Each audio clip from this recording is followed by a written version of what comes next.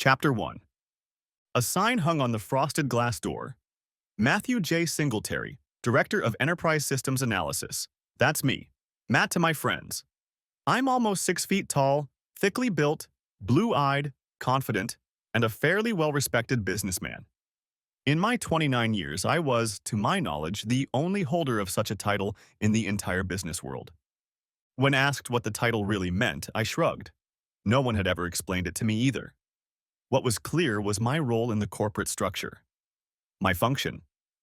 Well, if the business world is a Louis L'Amour Western, then I'm the handy cowboy who comes to the territory to clean up and make it a great place for pretty schoolgirls and lady ranchers.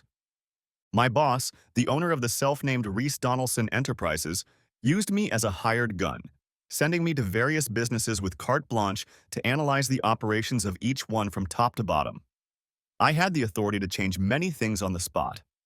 If it was more appropriate, for example, if I recommended firing a top manager for cause, I sent Mr. Donaldson my recommendations. He almost never rejected my suggestions, and when he did, he sat me down at my desk and explained all the cause and effect. I wasn't sure if I was technically at the top of the management team or the lowest rung, but it didn't matter. The only person who had control over me was the big boss. More than one instance of an intra-organizational scuffle was resolved with a quick call to the boss's personal number. I had it on my contact list, but many of his senior staff did not. I had certain God-given talents that allowed me to spot inefficiencies, identify bottlenecks, and root out corruption that was costing Mr. Donaldson money. I used those skills daily for the benefit of Mr. Donaldson. I was good at what I did, very good, and I was known as someone you didn't want to do business with because I could recognize fraud and double dealing in a flash. At least I was able to do that in my professional life, but unfortunately not so often in my personal life. It was the day after Independence Day, and I was busily packing my briefcase with everything I needed. It was only 10:30 Friday morning, but we had all started the weekend early because the old man had just announced that he was closing the office and letting everyone go home. The boss said that most of the businesses we depended on for material support, and most downtown businesses in general, were already closed. He reasoned that none of his employees would be able to do anything, so it wasn't worth keeping the lights on. It seemed like a good idea to me. Fastening the strap on the side of my briefcase, I closed my office door and patted the sign on the door with mocking gentleness. Since people were watching me, I pretended to wipe with the cuff of my right sleeve a stain that wasn't there. When I saw a crowd moving toward the elevators at the end of the hallway, I snapped out of my seat and dashed that way as if in a panicked run to be there first. Laughs were heard, and some guys and girls started running as hard as they could to overtake me. It was all a lot of fun. Donaldson's was a family business, and we in the headquarters building got along very well with each other. I was home by 11:10, and I'm sure my eyes were glistening with excitement as I unwrapped my new toy, a Shaba drone. It was probably one of the most superbly equipped drones with the longest range in the world of drones, both military and non-military. After reading the user manual, I learned that Shaba means ghost in Arabic. That's what they called the F-117 stealth fighters during the Gulf Wars. This drone model was named Shaba because, according to the manual, it was one of the quietest and stealthiest drones on the market. My wonderful wife, Faye, had somehow acquired this jewel on one of the bidding sites for a mere penny, winning exactly 1 cent from another, just a split second before the auction closed. And now it was mine, given to me for my birthday last Sunday. I'd been working on it all week, in the evenings after work, getting the ugly little monster ready to fly, so all I had to do was check it over one last time and wipe my fingerprints off one of the rotor blades. He was ready for his first flight. All that was missing was Faye, my favorite wife of 3 years, to watch him. Faye told me in the morning that she would be on the road showing the property to various clients, but should be home by evening. I wished she had arrived earlier, immediately. I wasn't in the habit of bothering her at work, but this time I tried to call her company-provided smartphone to see if she could take time off and be home in time for the first flight. It was past noon and Faye was probably still eating lunch, but the call went straight to voicemail. The same thing happened on my next 2 attempts. I didn't know why this happened, as Faye was a very junior real estate agent in an agency run by an affable 64-year-old man named Martin Rutherford. The main office was in the southwest part of the city, but I knew Faye wasn't there. First I called the landline. I was a little annoyed as I knew that Mr. Rutherford adhered to the company policy that Rutherford's employees should always be accessible through company-provided equipment. Well, maybe she was in a part of town that doesn't have a good cell signal. It happens. Giving up, I decided not to wait for my wife. She probably wouldn't be thrilled to see the Shabak fly for the first time anyway. She probably won't even be interested. Flying toys aren't her thing. I rolled it out onto the driveway in front of our two-car garage, fired up the miniature motors, and checked out all the various functions. I gave it a test flight, flying it for a few minutes in a short Lazy 8 pattern between our house and the other side of the street, getting used to the controls and adjusting to the cockpit view on the bulky remote control. I was very impressed with the 1080p video footage from the bottom-mounted camera. I planted the miniature car in the driveway. While the rotors were idling, I took the remote control into the house, away from the sunlight. I transferred the image to the large monitor I usually hooked up to my laptop at home. I loved the large screen of the laptop, and it worked perfectly with the Shabba remote. Soon I was taking off again without getting up from my desk in our office. Taking the unit out over the center of the street, I pointed it to the right, east, and added power to get it up to 40 feet. I figured that would be enough to get around all the poles and houses in the immediate vicinity, even if I somehow deviated from the center line of the road. After a few minutes of contemplating the world through the drone's cameras, I calmed down. I was enthralled. It was like old times. I loved flying. I always had. My Uncle Jake had taught me to fly years ago when I was just a teenager. At 15, I took a solo flight in a single-engine airplane. 2 years later, I got my multi-engine airplane pilot certificate so I could fly Uncle Jake's twin-engine Cessnas. At the time, those were the happiest years of my young life.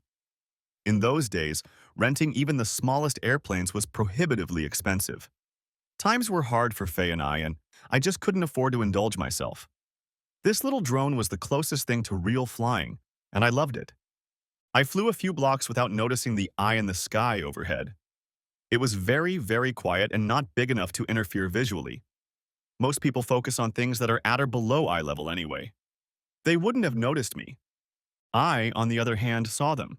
There were kids playing in yards, people washing cars, a golden retriever swimming in one yard, and clearly not enjoying it in the slightest. Everyone was doing what people do every day on a warm summer day. I stopped the drone traffic near a beautiful brick house standing at a street intersection and took the opportunity to practice hovering, increasing and decreasing altitude. I didn't want to continue eastward because if I did, I would fly over or very close to Miss Kelly Sanderson's house. This woman was the same age as Faye and me, although some claimed she had celebrated her 30th birthday in February of each of the last 4 years, but really, who knows? All we knew was that she had recently gone through her third divorce and was on the lookout for hubby number 4. Or maybe just a short-term relationship depending on which opportunity came up first. Kelly was a flirt and by reputation was sure to keep her flirty promises. That's what everyone said. Her sister, who had visited her last summer, had remarked that Kelly would happily screw a fence post to a fence if it promised her dinner and a couple of drinks. Everyone around her when she made that remark was female. I was the only male who heard it through the open kitchen window and, as they say, hurriedly left that vantage point. I just didn't want to know anymore. Unfortunately, I did know one thing. Kelly didn't seem to care whether the object of her flirtation was a married man or an unmarried man. Kelly Sanderson was making me nervous.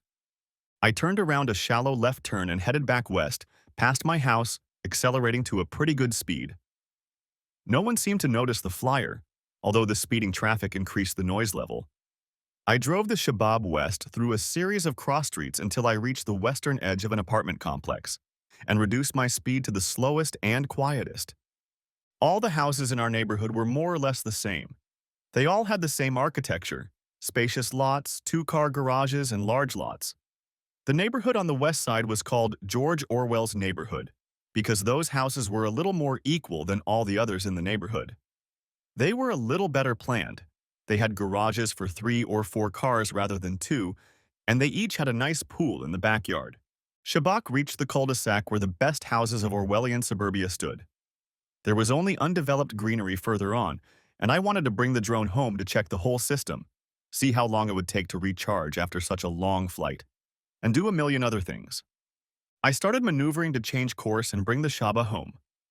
As the ship veered to the left and then set a course to the east, I caught a brief flash of color to my right, in front of the garage of Taylor Henning's beautiful home.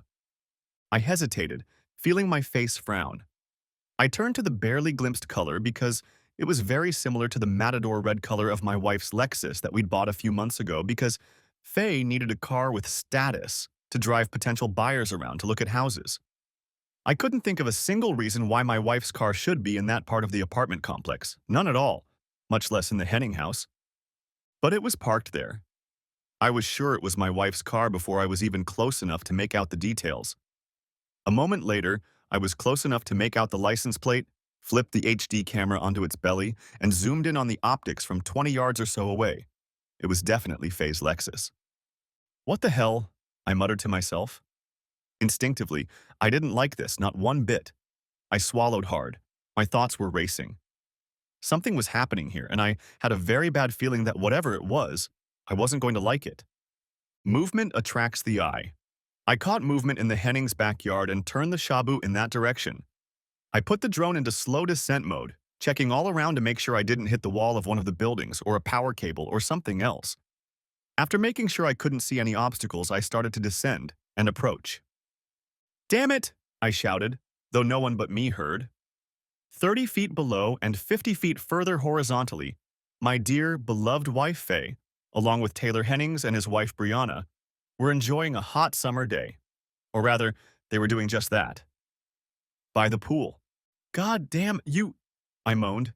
My stomach clenched in a powerful cramp. I was literally in pain. My wife was cheating on me. I took a deep, shuddering breath and did my best to contain my emotions, to suppress them, to keep functioning. Letting out a long, drawn-out sigh, I brought the drone closer. I was starting to get angry again, and I let it build up. Besides being able to protect myself from offense, rage was good for me.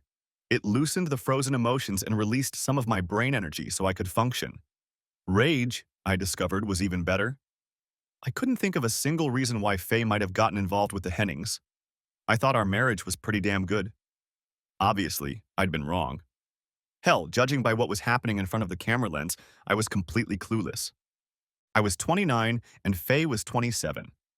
We'd been together for almost 5 years, dated for a year, then dated for another year, were exclusive for almost another year, and then got married. 2 months ago was our third wedding anniversary. My jaws were clenched. I forced my mind to stop spinning in circles. I had made decisions. That's what I had done in my professional life, and it was time to make one here and now. I was sure it was time to move on, literally and figuratively. I couldn't think of a single good reason why my wife would betray our marriage and me in this way.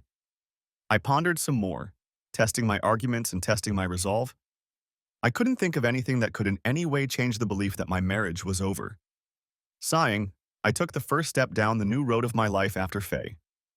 First, I was going to let those bastards know that destroying my world would not go without consequences.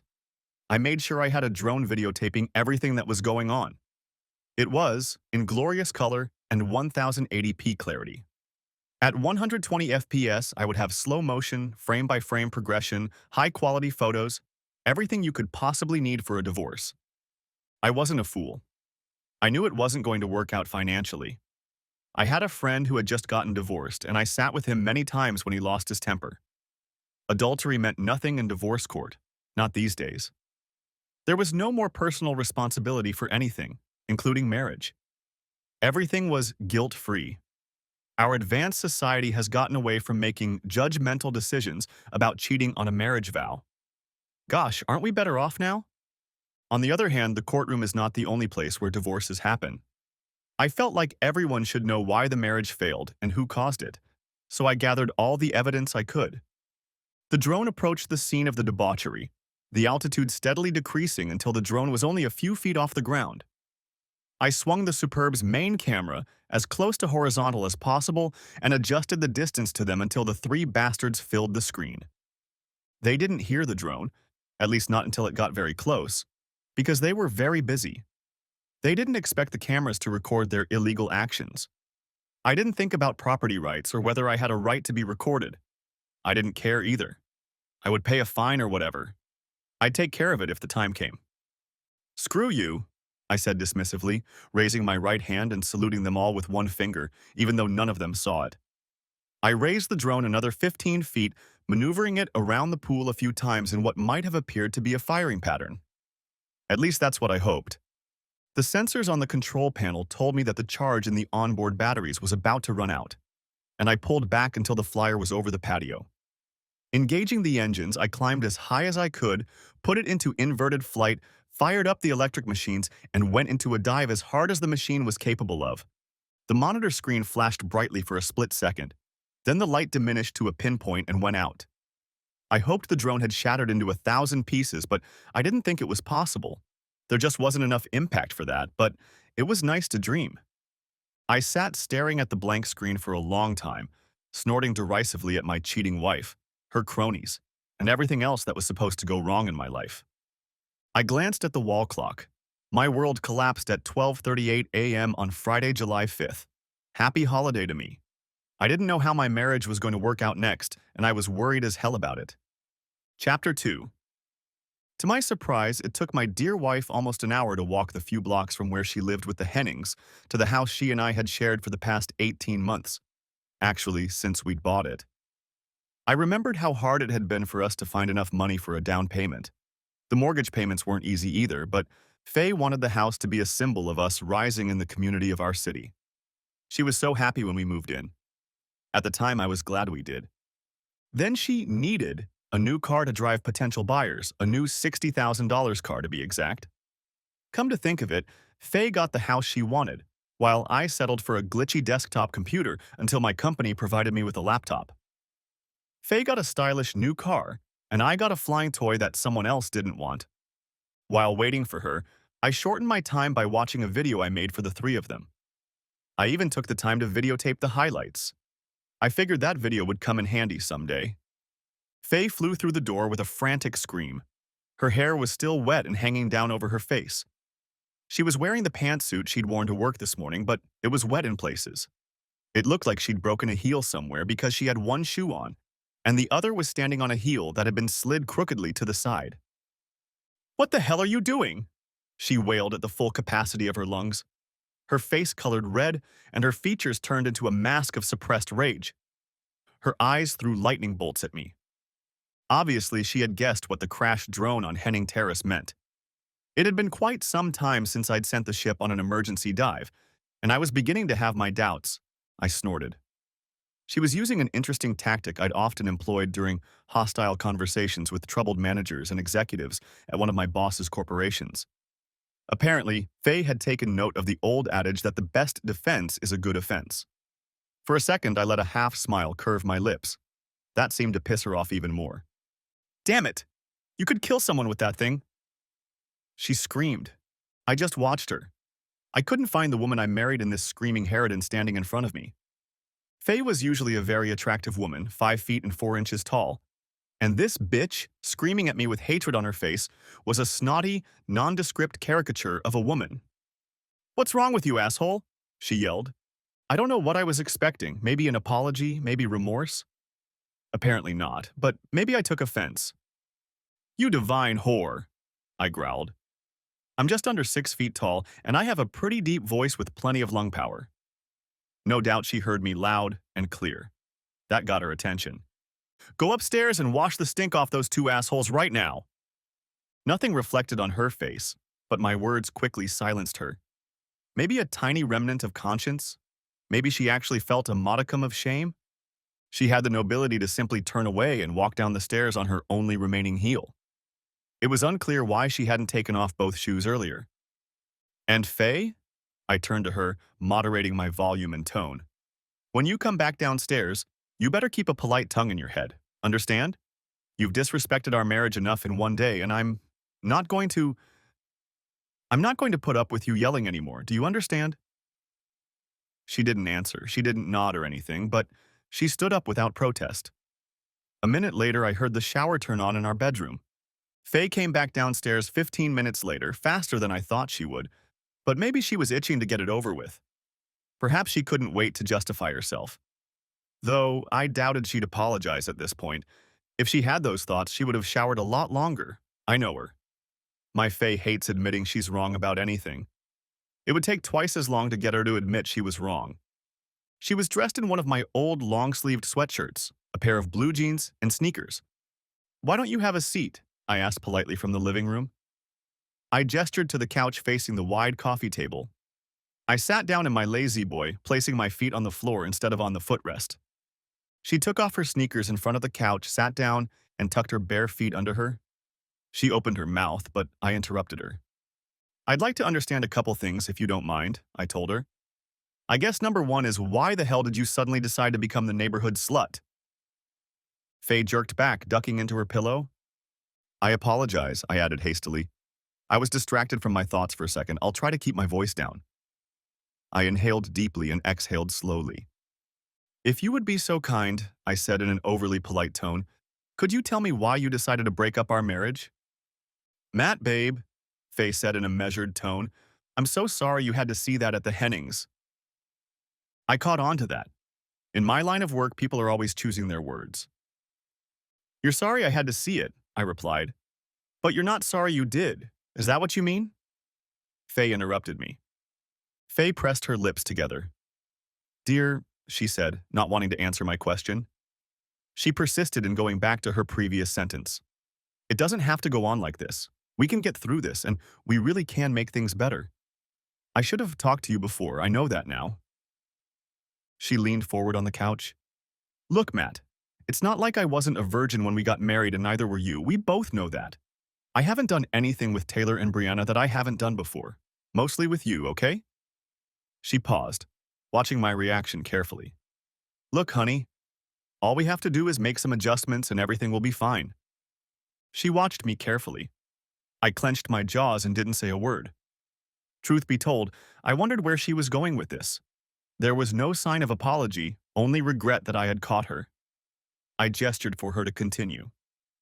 "And I am not a whore or a harlot," she added, clearly taken aback by my words. "Don't you dare call me that." I made no comment. It was just sex and," she told me. "Damn it," I interjected sharply, slamming my right hand on my knee. I shook my head disappointedly. "I've read about shit like what happened here. You know there are a lot of websites where betrayed spouses get together in support groups?" I asked almost rhetorically. "Apparently, it was just sex is the second most common excuse cheating sluts use," I continued. "And I was aiming for the first, damn it. The most commonly used bullshit." I made a few air quotes with my fingers. "Things aren't what they seem, honey," or something like that. "Damn it, Faye. Can't you be more creative?" Faye's facial features tensed. "It was just fun, baby," she objected vigorously. "That's all it was, just three people having fun during the day, that's all." "Having fun," I replied. "I must have misunderstood. Hell, I thought it was something else." "Well, the hell with it," I replied. "I should have known better, right?" I'm sure the smirk on my face was more of a grimace than an expression of enthusiasm. I leaned forward in my chair, feigning enthusiasm. "Hey, you know what?" I asked, in a conspiratorial tone. "I like fun. Can you tell me why I wasn't included in this fun?" Faye lowered her eyes, showing a bit of remorse for the first time. It was small and fleeting, but perhaps there was hope in it. "We were going to bring you," she muttered. "Huh? Bring me? Hmm. Bring me," I repeated. "And what does that mean, Faye?" I asked mockingly. "Does it mean that you three super cool guys are going to let me join your secret club? Is that what you meant, honey?" I asked mockingly. She didn't answer right away, so I got right to the point. "Bullshit!" I snapped back. "You didn't want me to find out. That bring me in phrase is some bullshit the three of you made up on the fly when you found out you got caught." Faye hid behind her eyelids for a moment. "Okay," she muttered, opening her eyes again but refusing to look me in the eye. "You're right. We just didn't think. We should have organized things from the beginning so that you would be involved in the process." "No," I shot back before she could finish. She didn't understand. "What you should have done is ask me if I think we, Mr. and Mrs. Singletary, as a married couple, as husband and wife who have made a vow not to have relations with other people, should at least consider loosening that commitment and going out for some fun. Isn't that what you should have done, Faye?" I asked. "Damn you!" She threw back at me, her face contorted with renewed anger, and she blushed. "Okay, yeah, I had to do that. I screwed up, I'm sorry." Yes, you screwed up, I agreed. You let yourself betray the marriage and mock our wedding vows. Why don't you explain why I have no right to decide such matters? Damn it. You've taken it upon yourself to decide for both of us? What the hell, Faye? Baby, it's not too late, Faye replied seriously, ignoring everything I had just asked. Yes, I realize I should have come to you first and then everything would have been out in the open, but we can't change that now, can we? We don't have the ability to go back in time and make things right. I shrugged uncertainly. Just for fun, I said. How come you didn't even think to talk to me back then, huh? What made you think it was okay to make a decision that would ultimately affect both of us and our marriage? Can you answer that for me? She waved her hands helplessly. Apparently she didn't have an explanation and didn't think she needed one? Very curious. I growled. I sucked in a big gulp of air and let it out. Well, let me ask this question from a different angle. I'm really trying to understand some things. Please tell me why you didn't even bother to ask me if I wanted to join a small club? I asked. You said you were just, what did you say? Just three people having fun, right? Hell, like I said, I like to have fun, probably as much as anyone else, I continued. Why didn't you even think about the fact that your ex-husband likes to party too? You could have talked me into it if you explained how it might affect our marriage. I'm just wondering, dear wife, why you, uh, what should I call it? Didn't invite me to the group from the beginning? Why wasn't my opinion important enough to be asked when you were organizing everything, eh? I paused. Why? I don't know, Faye admitted, hanging her head. I don't remember. Well, maybe because I didn't think you'd actually do it. She added after a moment's thought. Did you decide that I wouldn't want to do it? If that's the case, why didn't it occur to you that doing it really needed to be done? She didn't answer. The expression on her face indicated disappointment. Faye didn't want to discuss many things in this conversation, right and wrong being two of them. So I preempted the conversation again, going back to what I had said earlier. I'm just a stick in the mud and you guys are the cool ones, the ones who know how to have fun, and besides, you're smart. You can do all the things we second-class, unplugged people can't do, right? It wasn't like that, Faye protested. I just didn't think you'd... There it was again. I wondered how to get through to her. Okay, so you didn't think I would agree to be involved in this case, I said slowly. You assumed that your husband, your marriage partner, would be against extramarital fun. A prenup, you might say. But you did it anyway. Don't I have a right to think it's a bad thing? Tell me, please. How did you decide that ignoring my feelings was a good thing? Faye realized where my question was going. She didn't want to go there and shook her head irritably. Ignoring my questions, she turned back to her own. Matt, babe, you know I wasn't a virgin when we met. You even know who I was dating back then, remember? And I know who you were with, too. It was Caitlin, remember? The girl you were sleeping with when we first met? See? She stared at me for a minute. When I didn't say anything back, she apparently became encouraged and assumed I had accepted her point of view. I didn't, but I was beginning to realize that Faye was confusing things that happened before she and I vowed to keep our relationship alive with things that shouldn't happen after. Matt, I know you're not a prude or anything. You can't be upset about... She lowered the volume and went an octave. Be- because of what I did to Brianna, right? And she became a little more cautious. And what Taylor did to me was doing to me. It wasn't something you haven't done a million times, right? So, I interrupted her, chopping off her right arm with a tomahawk motion. No, Faye, it's not that you did it. It's that you did it, and you shouldn't have done it, damn it. She didn't like that at all. She tried to come to her senses. But, wait, Matt, you just said you wouldn't mind doing Brianna. You said that. Faye leaned forward for emphasis. It's not too late to make things right, honey. I screwed up really bad. I just didn't think properly by not including you from the start. But we can put it behind us. She pulled her legs out from under her and lowered them to the floor. She rested her ass on the edge of the couch cushion and leaned toward me to emphasize her words and impress me with her sincerity. Listen, Matt. Listen. Here's what we can do, baby. Faye reached out to me like she wanted to touch my hand or something, but she was too far away to reach me across the vast expanse of carpet. I'm sure the look on my face was a little anticipatory, too. At that moment, I thought I'd rather cuddle with a big cockroach than let Faye's hand touch me. At any rate, she didn't get up to approach me. Taylor and Brianna and I were talking after Faye said, after the damn thing fell at their house. She stuttered heavily, clearly trying not to say anything that would piss me off again. What we can do, Taylor suggested it, honey. What we can do is that you can be with me and Brianna, or just one of us if that's what you want. And for 3 months, Taylor won't have anyone but his wife to make up for the time you lost? Her words cut off. I wondered if she belatedly realized how vile and mean it sounded. So, I take it 3 months is how long you've been having fun, right? I asked. Faye nodded, almost imperceptibly. Is that true? 3 bloody months? I was getting more and more annoyed. Answer me, damn it! I growled as she tensed up.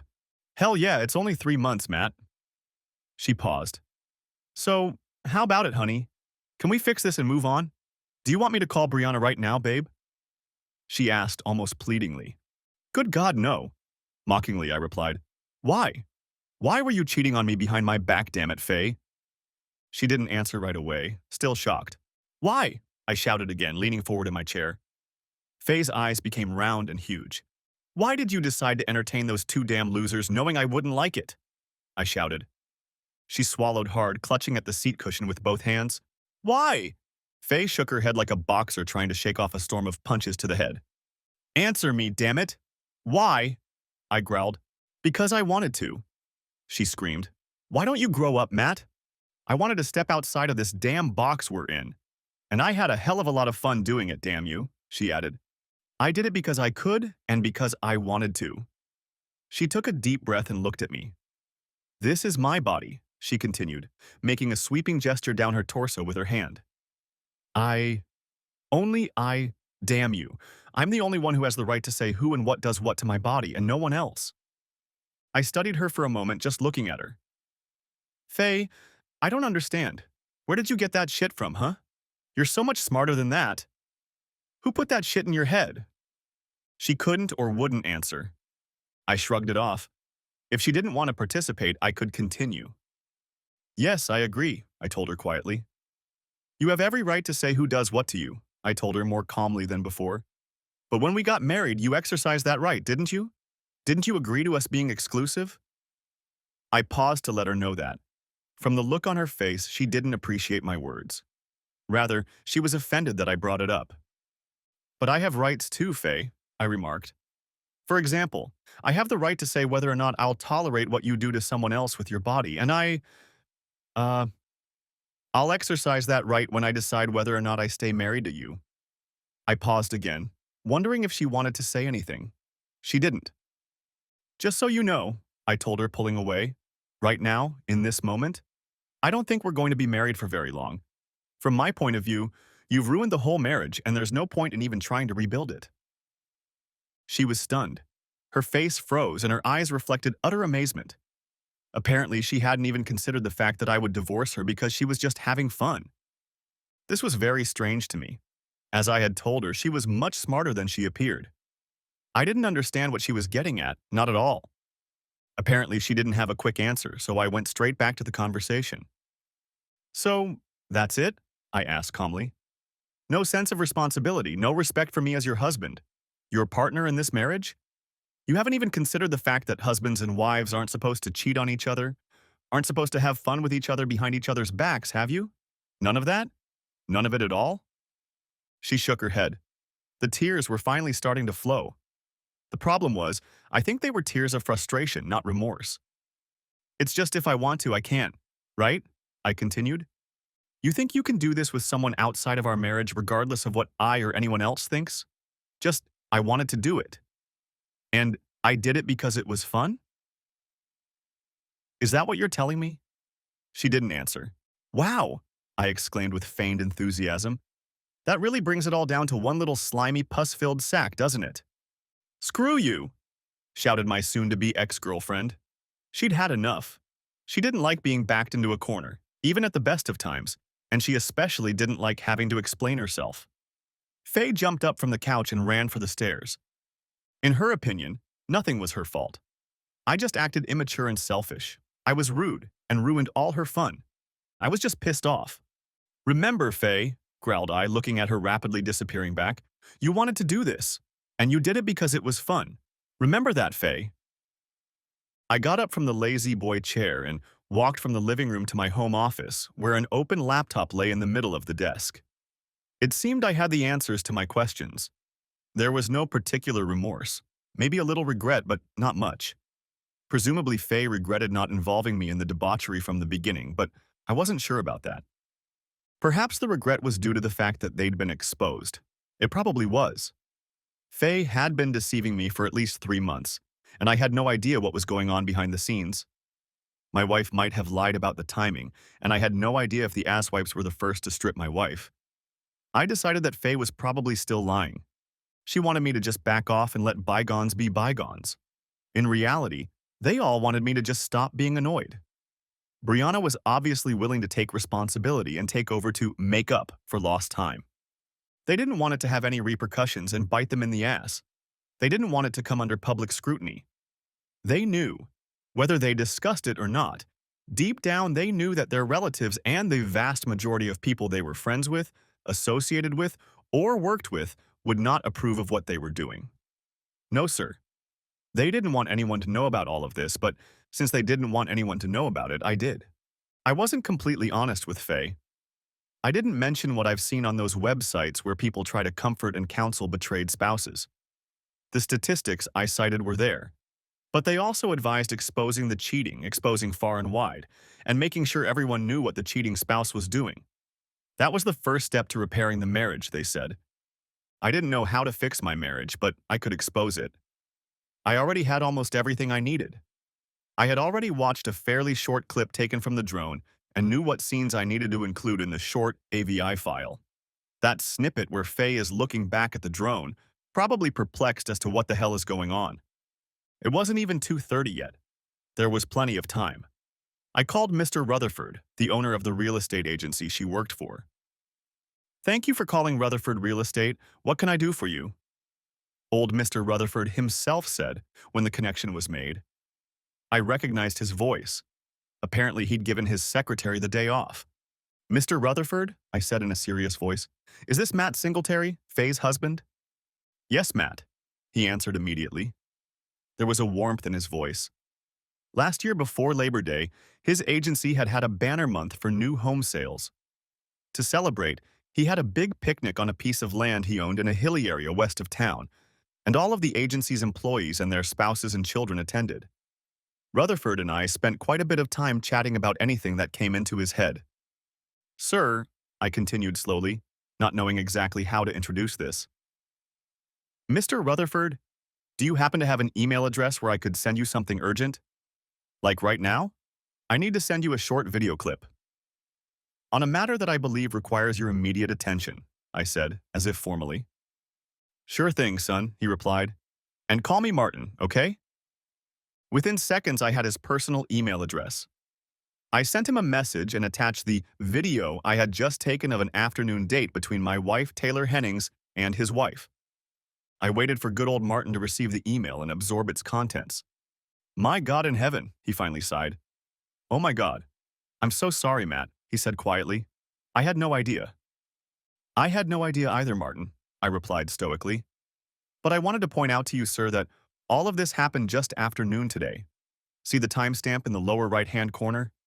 It actually all happened before that, of course. I have no idea what time this little orgy started, but I only know when it ended. And that was just after you saw the last bit of action. The thing is, sir, one of your managers and his wife are doing this to a subordinate, my wife, and it's going on 24 hours a day. They're doing this kind of shit at your expense. He was silent for a long moment. I'm sure he suspected that this situation was a textbook example of a lawsuit just waiting to happen, and I was willing to bet I had grounds to file one. What this adulterous trio had done had certainly caused great pain and suffering in my life. Isn't that how many lawsuits begin? Since the case took place during business hours when both were supposed to be working, Mr. Rutherford's nice little business could have been sued for every last dime. But I didn't even bring it up. I'm open to suggestions, he said cautiously. Oh, I haven't any suggestions, sir, I replied. It's your business you're doing there, and I'm just calling your attention to some irregularities. What you do with this information is entirely up to you. I see, he said hesitantly, and perhaps a little incredulously. Absolutely, Mr. Rutherford.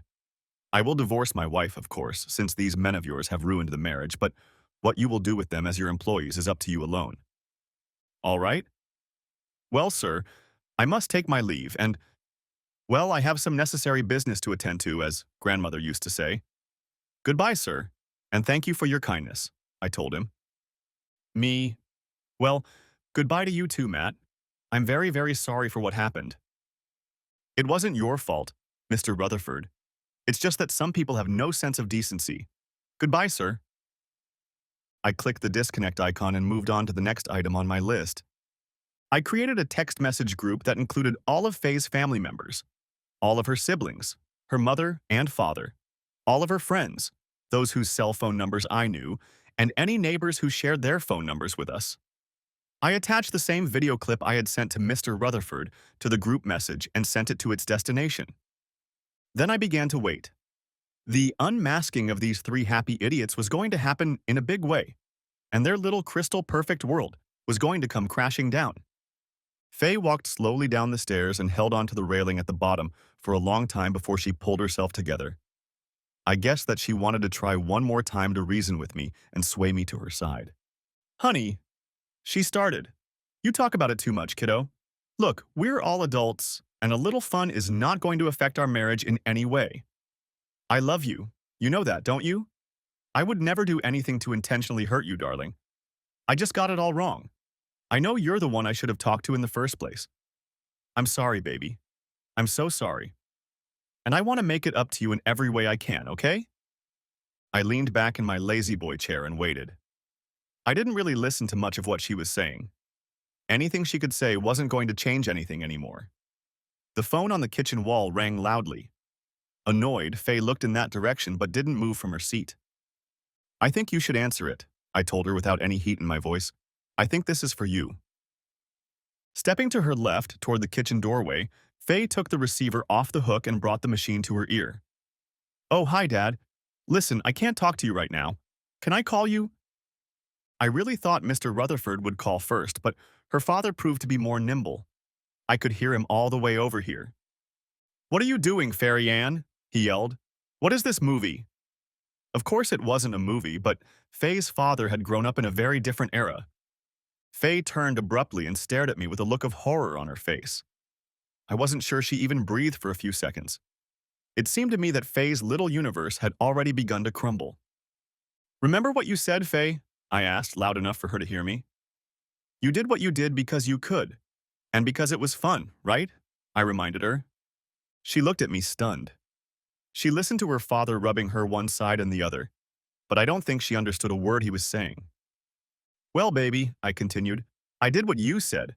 I did it because I could, and I gotta tell you, it was a hell of a lot of fun. That last part was just rude, but I was not in a gracious mood.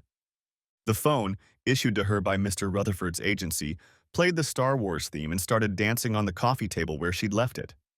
I picked it up, pressed the call acceptance icon, and walked over to hand it to her. Here, this is for you, I told her. She automatically took it in her right hand while her father was still yelling at her from the house phone she held in her left. Old man Rutherford was furious too. Faye didn't have the speakerphone on, but I could hear her boss as clearly and easily as I could hear her father. In rather harsh terms, but no profanity. He never used four-letter words.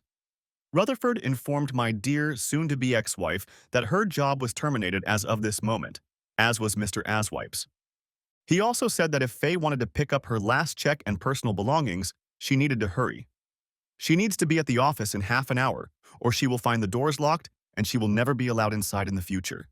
He'll mail everything to her. I turned and walked out the door to roll my 12-year-old Land Rover up to the porch.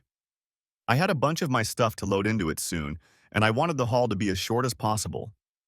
I didn't care about the deep ruts the big tires would make in the grass between the driveway and the porch. I didn't live here anymore, and the lawn was now someone else's concern, not mine. A few minutes later, Faye popped out of the driveway screaming, "You're a boarder!" at the top of her lungs. She repeated it several times before getting into her car, starting the engine and driving off. I snorted derisively. My parents had actually been married for 3 years before I was born, and I definitely wasn't a bastard, but I didn't care about her opinion anymore. My phone beeped once, and then several more times in a row.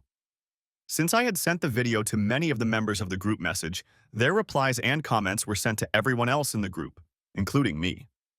A quick look at some of the messages revealed that Faye had been severely abused by her older brother and all of her sisters, as well as other relatives, friends, and neighbors. I loaded all my clothes, weapons, and other personal belongings. They made a pitiful pile that easily fit into the Land Rover. Taking one last look around the house to see if I'd missed anything, I buckled my belt holster, checked the .38 caliber Glock pistol I usually carried concealed, and tucked it under my shirt. The house was now hostile territory, and from now on, I would be walking around here with a gun. When I was done, I quickly called my mom and dad and briefly told them what had happened during the day. I asked if I could stay with them for a while. The only question they asked was to ask if I would make it in time for dinner, or if they should keep something warm in the oven. It was nice to know that there was someone left in the world that I could rely on. Chapter 3rd. Looking back on that day and, to a lesser extent, the week that followed, I must admit that even I was amazed at how quickly things went from 0 to DEFCON 5 in the blink of an eye. A cocked cannon, indeed. That's what the military calls operations under DEFCON 5 conditions. Given Faye's lack of remorse, the question of whether to work on the marriage wasn't even a bump on the road to nuclear detonation. Heck, it wasn't even a drawn line in the road. I never argued with myself about what I should do. The ability to analyze problems on the fly and find solutions quickly was one of my most valuable talents at the firm where I worked.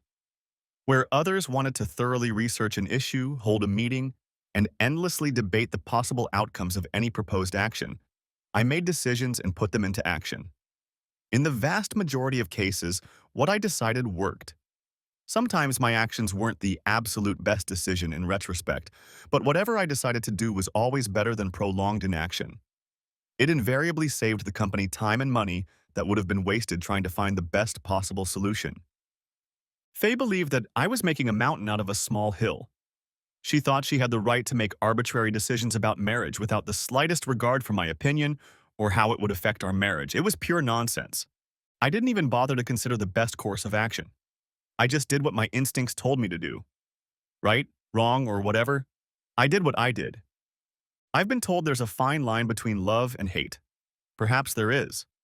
I remember being more than surprised when I realized that the love I had for Faye had turned to a dying coal by the time our little conversation was over. What little that remained quickly faded away in the days that followed. I remembered that I loved her, but it was like an echo roaming the mountains. At first it's strong and bright, but as it echoes off the rocky ridges, it turns into a whisper and then fades into silence. I focused on the decision I thought was most appropriate: divorce. Part of my thinking was how to get out from under the massive debt for the big house we bought and Faye's expensive car, so we could live separately. My main goal was to get out of this situation with our credit rating intact as much as possible. A couple weeks after the day I uncovered all this crap, I called Faye's dad, who was still furious at his daughter, and at me too, for all these grand actions, as he put it. Eventually, I was able to calm him down and discuss what was best for Faye and me. He understood my decision not to even try to repair the marriage, even if Faye was agreeable. It followed that Faye and I needed to put the house on the market as soon as possible. I could keep up the mortgage payments by eating bologna sandwiches for lunch every day and living like a monk, but I didn't want to do that. I'd quit my job and hunt rattlesnakes in Big Bend country before I'd make payments on a house I didn't need from the start. Faye, as a junior real estate agent, had only a paltry salary and a commission on any property she sold, but she never sold anything. All the commissions went to the more senior employees. After the day, she didn't even have that tiny income, so she couldn't afford a house either. It wasn't hard to convince Faye's father that we needed to put the house on the market as soon as possible, because once my funds ran out and I stopped paying the mortgage, the house would quickly go into foreclosure. This would hurt our credit rating and affect each of us for many, many years to come. That included Faye's fancy Lexus. I told her dad that I absolutely couldn't pay for it, and neither could she, so it needed to be sold, and fast. We were penniless in the house and the Lexus was underwater. But if we decided to sell it now, it would pay dividends in a few years when our marriage would be nothing more than a fading nightmare. Faye's dad agreed with me and apparently convinced Faye. I think he convinced my soon-to-be ex-wife that if she resisted, I wouldn't even try to fix our finances. I would just drop everything, cash out my 401k, harness my Range Rover, and drive off to parts unknown, leaving her to deal with the consequences. Anyway, we managed to sell the house pretty quickly.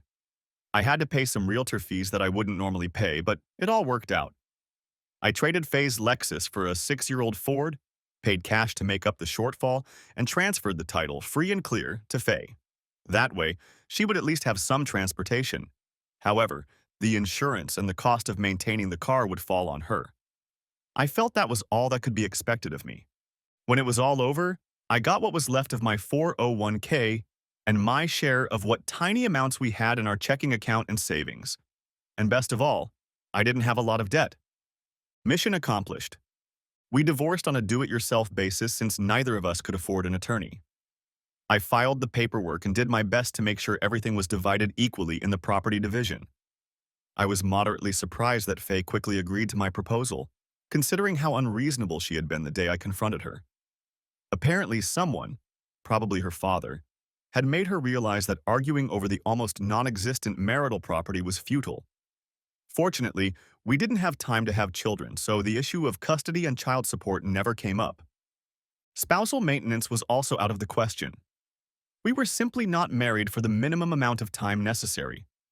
The DIY divorce only cost a couple $100, and the added benefit was a very short waiting period.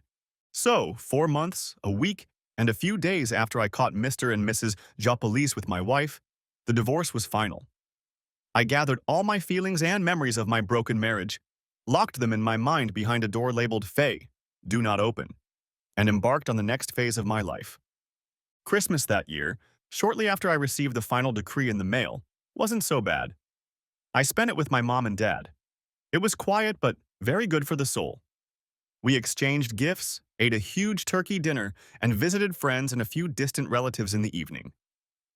A week after New Year's Eve, I quit my job at Reese Donaldson. It was a good job, and I was treated very well and respected there. Mr. Donaldson thought I was accepting a position at another firm and offered me an executive-level salary if I stayed, but I had to decline. I assured him that I was not the target of some corporate headhunter. I had simply lost interest in the business and wanted to move in a different direction. He understood, but reluctantly, and organized an amazing party for me to celebrate my departure. He told me that if I suddenly changed my mind, I would call him before I went anywhere.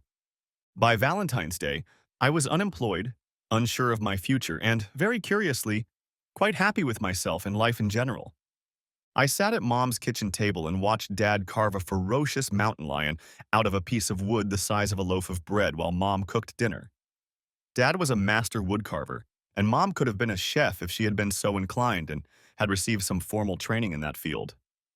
They were both very dear to me. Dad wasn't my real father. Biologically, he was my Uncle Tom, my father's younger brother. My mom was his wife, Leah. They took me in after my parents died in a highway accident when I was 9 years old. Tom and Leah were childless when they took me in, and I was their only child. One of them couldn't have children. They never tried to find out if Tom's swimmers or Leah's plumbing could have done it. They just didn't want to know. They felt like knowing might carry a tinge of guilt, and they didn't want a malignant tumor growing in their relationship. They loved each other too much to waste time on such things. They were as kind and caring to me as they could be. Through their love, they helped me through the loss of my parents. It wasn't easy and it wasn't particularly quick, but I eventually recovered. My father, Uncle Tom, already had a reputation as a tough and stern sheriff when I came to live with them. He had done a lot to rid his county of outlaw bikers and drug dealers who tried to set up meth labs in the hills, as well as deal with all the other trouble people were causing their neighbors. He had been sheriff for a little over 21 years when he retired. The first time I saw tears in his eyes was the day he drove me to school in his county-provided patrol car. I proudly introduced him to everyone I saw on campus as my daddy, and that was indeed true. One day, Aunt Leah chaperoned a dance. I was a second grader in middle school, and I made sure everyone knew I would ask my mom to dance with me before I even thought about asking any of the girls. All the girls and teachers thought it was so cute, I decided it was the right thing to do to show everyone how I felt about my mom. That night, when I asked them if they would like to adopt me as their son, all they did was hug each other and cry, and it made me cry with them. We were very close, and I didn't think of them as mom and dad anymore. We think we're going to give you the inheritance right now, Dad said. We're not going to wait until we're dead, you know? You'll get it now, while you're still young and can do something with it. He was talking about transferring ownership of the ranch to me. At the ages of 53 and 51, he and my mom decided they wanted to buy a big RV and travel the country forever. They had already bought it, as well as a miniature Jeep, to haul local transportation wherever they parked the van. They planned to visit Glacier National Park first, then go to the Grand Canyon, and, well, they had a whole bunch of places they wanted to visit. But Dad, I replied quietly, it's just too much. Yeah, I know you all want to travel and all that, but you need some place you can call home. A place where you'll get tired of constantly wandering, where you can go to relax and unwind. Yes, we know that, son. That's why we bought this house on the north side of town. It will be there when we need it. And just the three of us, your mom and I, well, we really don't want this place anymore. We didn't want to farm, raise cattle and horses. We just got into it when we decided I was going to retire from the county. It was just a place we'd come to when I folded my badge, and somehow we never got a chance to leave. Now we got a chance, you know? What I mean? Uh-oh, I see, remarked I, pretending to take offense.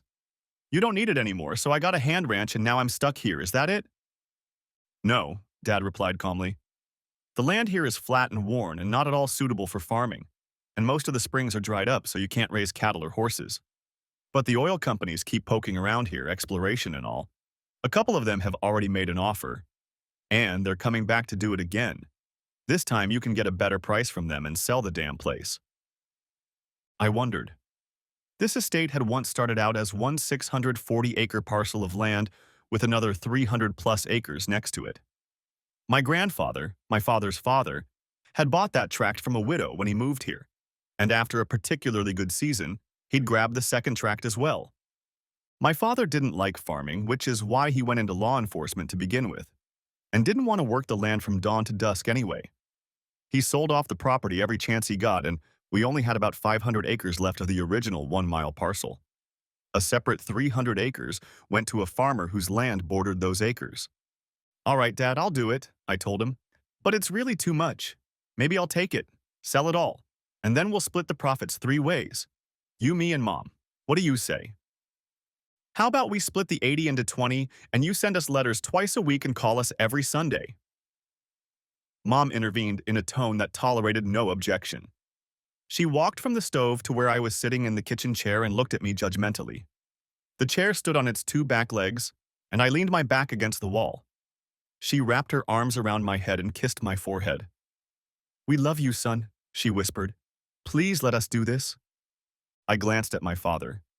He had gone back to his carving and wasn't paying any attention to me. He didn't even bother to answer my question, nor did he need to.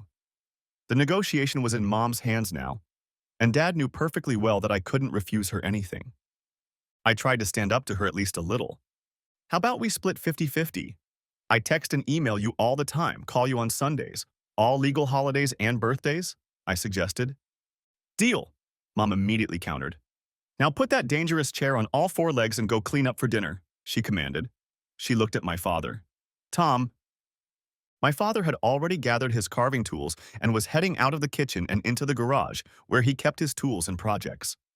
I had to hurry to get cleaned up and come back to help my mom set the table. Here's how it happened.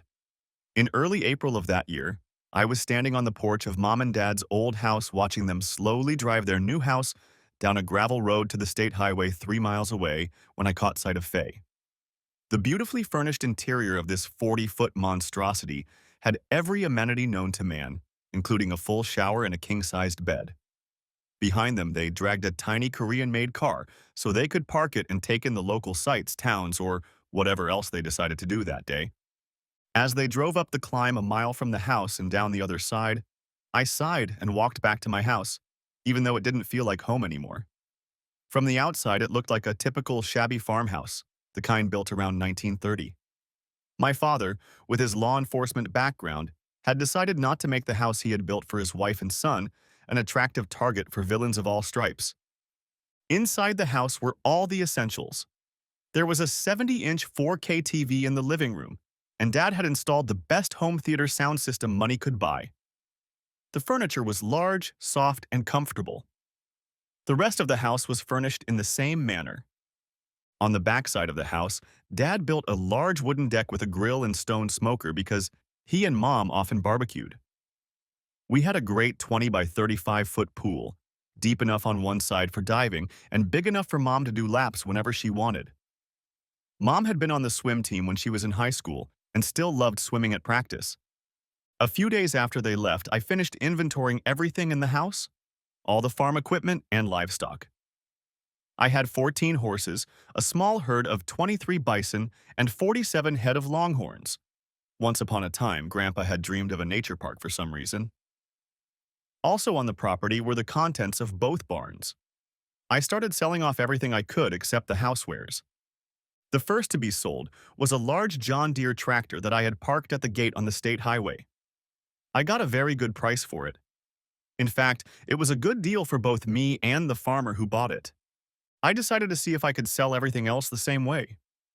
It worked. There were people driving down the road who farmed or ranched for a living, and if they weren't at the market, they knew someone who was there. Farm and ranch equipment was being bought up at a rapid pace. In May, it was a Friday, I got a call on my landline. At first, I thought it was my mom, since it was her turn to call. "Hi," I said, "how are you?" "Good afternoon. Is this Mr. Singletary?" It wasn't Mom, and besides, I didn't like the patronizing tone of the young woman's voice. It seemed like she was doing me a favor by letting me talk to her. I used a technique my father had used when he was sheriff. He often used an exaggerated Texas accent and pretended to be an uneducated and not very smart redneck when he interrogated particularly difficult suspects. They didn't realize what was going on until their father gave them enough rope to hang themselves. Once he had all the information the state's attorney needed, he would squeeze them tight and take them to jail. Some of them never realized what had happened. "Yeah, sure," I answered slowly. "This coast? It's Matt Singletary himself. Please wait for Mr. Wingate." The line went silent and I hung up. About 3 minutes later, the phone rang again. "Mr. Singletary?" the same woman asked. You could hear the irritation in her voice. "Yes, sure," I answered. "Are you still holding on to that guy, Winsley?" I asked, feigning curiosity. No, Mr. Singletary. I meant to tell you to hang on.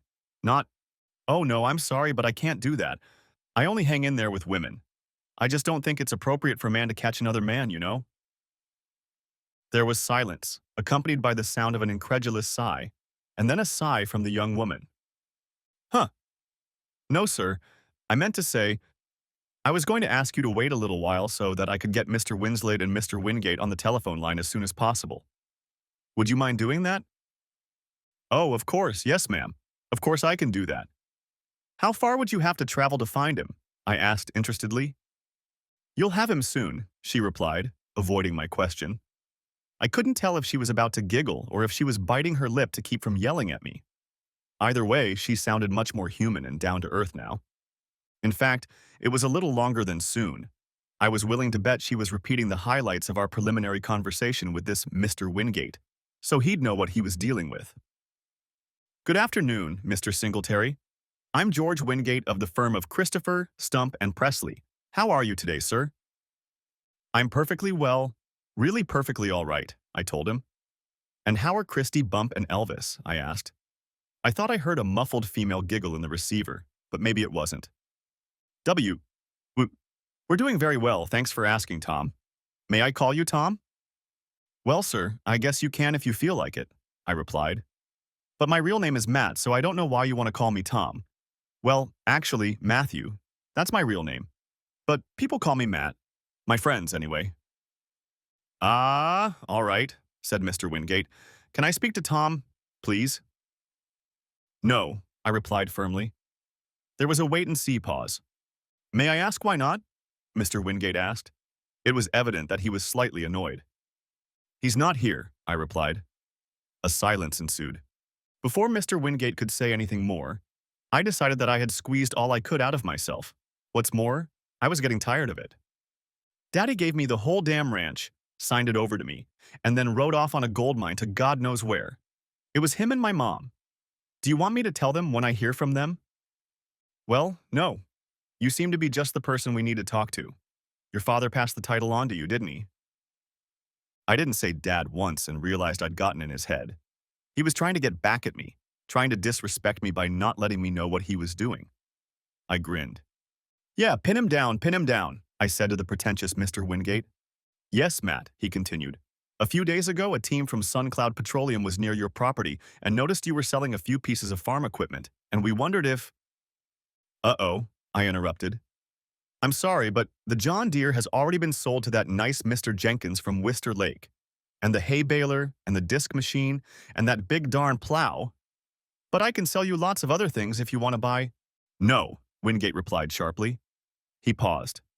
Matt, we'd like to make an appointment with you to discuss the sale of your ranch. That's what you're doing, isn't it?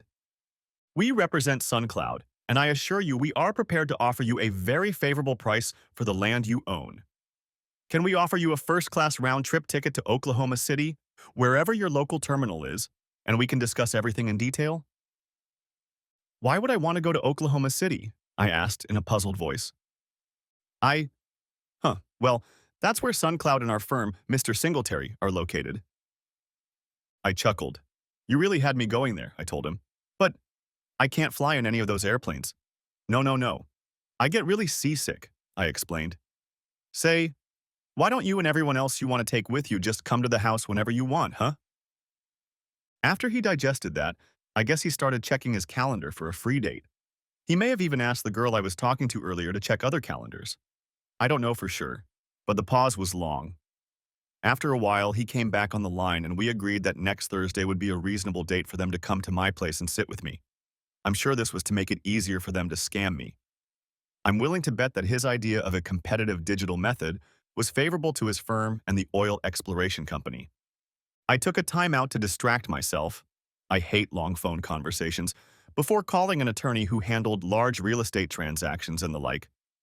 He was particularly knowledgeable in land sales, mineral rights, and the like. I had already charged him a retainer, and he was ready to get to work. In mid-June, there was a third meeting with Mr. Wingate and a host of lawyers and gophers from the law firm representing SunCloud Petroleum. Sitting next to me was my attorney, and an unknown number of paralegals on the other end of the internet connection. I couldn't see them, but they were listening and watching through his laptop camera. With my boyfriend, they were only communicating through headphones. I almost introduced my lawyer as Jed Clampett to the crowd Wingate had brought with him, but decided that would be overkill. Similarly, I refrained from calling the backyard pool a cement pond, though I was very tempted. But I refrained. Even someone as thick-skinned as Wingate could understand that. From my perspective, the meeting was going very well. Through Wingate's law firm, SunCloud Petroleum, an oil exploration company, had made increasingly favorable offers during our previous meetings and several phone calls. In the last call, they made an offer that made Carl Patterson, my attorney's real name, smile happily. Carl would have happily let them believe he was Jed Clampett and was somewhat annoyed when I didn't go along with the charade. Fine. Carl decided that the amount of money they were willing to put into my bank account was just about the maximum they were willing to settle for. I agreed, and we made a last-minute appointment to sign the papers. No last-minute obstacles had to be overcome, and I sensed that old numbnuts and his men were very happy to finalize this deal. Good, I said rhetorically, pretending to study the sale papers. Patterson had already approved them, and his experience was far superior to mine, so I was only honing my acting skills. You agree to me heading out here in a day or two this afternoon to finalize the sale of all the property and stuff, correct? That's right, Matt, Wingate said encouragingly, and from the look of him, patiently. You've got 6 months plus 1 day. Great, let's do it, I replied. I dropped the fake accent, but Wingate didn't notice it. I took a ballpoint pen offered by one of Wingate's young assistants and signed my name with a flourish as the girl pointed to a stack of legal documents. It took quite a while, as there were 2 documents and each had multiple signatures. Sherry Woodward was Wingate's paralegal who was helping me. Besides being deadly cute, I was sure she was a lot smarter than her boss. Early on, when she first entered the house, She started wandering around and looking at everything. I watched as she noted all the modern appliances, the tidiness of the house, the wood floors, and everything else. She was also impressed with the well-maintained pool and deck behind the house. When she saw my framed business management degree on the living room wall and my MBA next to it, she tilted her head sideways. Nothing she saw matched the image of the brainless redneck I had carefully cultivated in the mind of our clueless Mr. Wingate. She moved away from the kitchen door leading to the pool and deck, wetting her lips with a very pretty pink tongue. I was almost sure she was about to whisper a word or two of warning in Wingate's ear when Mr. Dumbass Wingate rigorously ordered her to get something out of his briefcase in the Jeep. I didn't hear exactly what it was, but she had orders to bring it to him immediately. He did so in an overly arrogant tone, and used words that I certainly would not have reacted to had he addressed them to me. Upon returning, Miss Woodward whispered nothing in Wingate's ear. Sherry Woodward was now standing, warmly pressing her thigh against my left shoulder. Leaning over, she flipped through the pages and pointed to all the places where I was supposed to sign. She was even more beautiful up close than she had been from across the room, and even longer-legged. I could see that she was delightfully slender, and her mammary glands stood out in wonderful bumps on her blouse. And she smelled wonderful too. I had no objection at all to her massaging my left side with her body.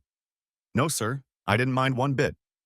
When I got to the last signature on the last page of my set of papers, I looked up into her face and winked my left eye. Wingate and Company couldn't see it from their seats. Sherry had to suppress a smirk with a pretend cough. She covered her mouth with the back of her palm to keep from giggling. Everything was ready to go. I handed her back the ballpoint pen and handed my copy of the paperwork to the lawyer. Then I began to wait. We had agreed with Wingate that as soon as the last document was signed, they would immediately wire the money to my account. Normally they don't do this, but since I was an ignorant redneck and not versed in business law and such things, they agreed. Besides, I had my bank set up so that it would receive the money and be ready to process the transaction as soon as it was deposited into the account. I thought Wingate was stupid and just not trustworthy. My attorney unfolded his laptop, providing me with a keyboard and screen, and I entered the password and then hit the Enter key. The funds just deposited by the Wingate people were instantly transferred to another account and the original one was closed. Okay, maybe it was paranoia on my part. It might not have occurred to them to try to get the money back just because the senior partner was a bit humiliated. But sometimes it's not paranoia. Sometimes people are really out to get you, and you never know when exactly that moment will come. It's been a pleasure doing business with you, Mr. Wingate, I said to the man I'd always remembered as the old oaf. I extended my hand to him, standing up. For the future, Mr. Wingate, not everyone who speaks good old Texas dialect is mentally retarded or even dumb. In some cases, it's just a comfortable manner of speech. I saw the dawn of understanding dawn in his eyes. And just so you know, I continued, I'd gladly sell you the lot for half of what you just paid me if you weren't such a pompous ass, I told him with a smile. I knew the firm he worked for would find out. There were too many people from that firm in the room, and I was sure not all of them were loyal to him personally. At least one I already knew about. Yeah, I know it was petty and childish, but damn, it felt good. They all walked out the door and headed for their big black SUVs, some of them biting their lips to keep from smirking. One of the guys only held back until Wingate closed the door on the back seat. Then, a wide grin appeared on his face. Sherry backed up a little and stopped right in front of the door before I could whisper an invitation to dinner. She nodded and handed me a piece of paper with the phone number and the name of the hotel where they were staying. Sherry and I had a very pleasant time that evening. I took her to the best restaurant in town since I could definitely afford it now. After that, we went to a nightclub I knew, where there was all kinds of music, including slow dancing, which gave Miss Sherry Woodward a lot of pleasure. Back at my house, we had a long discussion about Mr. Wingate. Or rather, we did so over breakfast. We were too busy when we got back from the club. The end. Thanks for watching, hope you enjoyed it. Subscribe to my channel and watch for the next video.